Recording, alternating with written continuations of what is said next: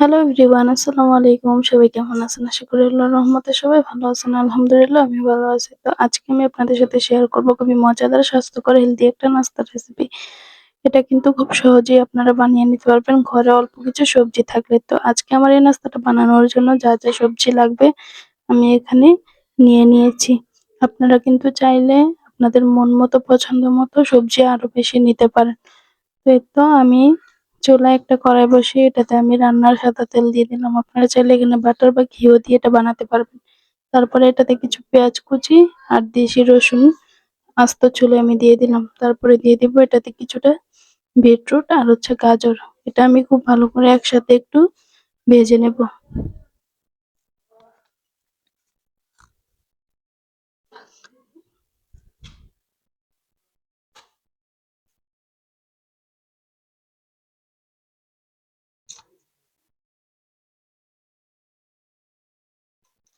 এটাতে কিন্তু আমি কাঁচামরিচ কুচিও দিয়েছি। তো যারা আমার ইউটিউবে নতুন অবশ্যই আমার চ্যানেলটা সাবস্ক্রাইব করে দিবেন। আমার পাশে থাকবেন অবশ্যই। তো তারপরেই আমি এটাতে কিছুটা অল্প সামান্য পরিমাণে হাফ চামচের মতো লবণ দিয়েছি। তারপরে দিয়ে দিলাম কাঁচা ভেজানো বুট। দিয়ে এখানে এটা আরো কিছুক্ষণ ভালো করে মিশিয়ে নিব। এই তো তারপরে আমি ওই সবজিগুলো এক সাইড করে তারপরে আমি সাইডে একটু তেল দিয়ে একই কড়াইতে আমি একটা হাঁসের ডিম ভেঙে দিয়ে দিলাম। আপনারা চাইলে আপনাদের বাসায় যে কোনো ডিম থাকলে দিতে পারেন। আমার বাসায় হাঁসের ডিম ছিল তো আমি ওইটাই দিয়ে দিলাম। দিয়ে তারপরে এখন দেখুন খুব ভালো করে এটাকে মিশিয়ে নিচ্ছে সবজিগুলোর সাথে।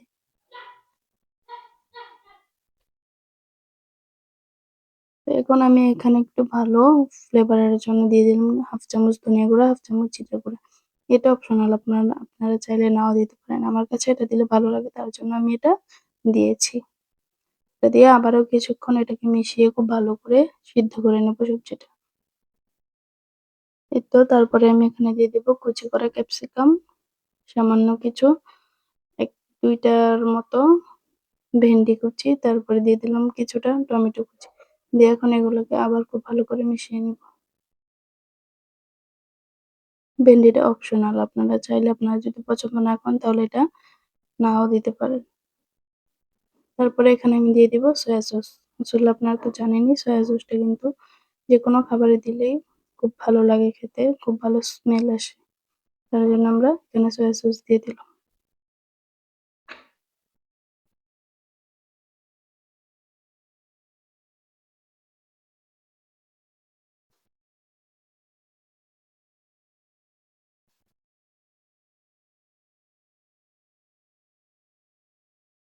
তো আমার রান্নাটা কিন্তু মোটামুটি প্রায় শেষের দিকে। তারপরে আমি এখানে কিছুটা ধনেপাতা কুচি দিয়ে দিব।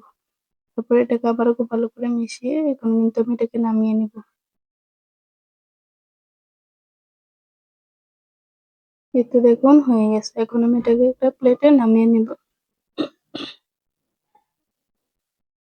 এই নাস্তাটা কিন্তু খুবই হেলদি, খুবই স্বাস্থ্যকর। আপনারা চাইলে ভাত বা রুটি যেকোনো কিছু দিয়ে খেতে পারবেন। আমরা এটা এমনিতেই হুদাই খাই।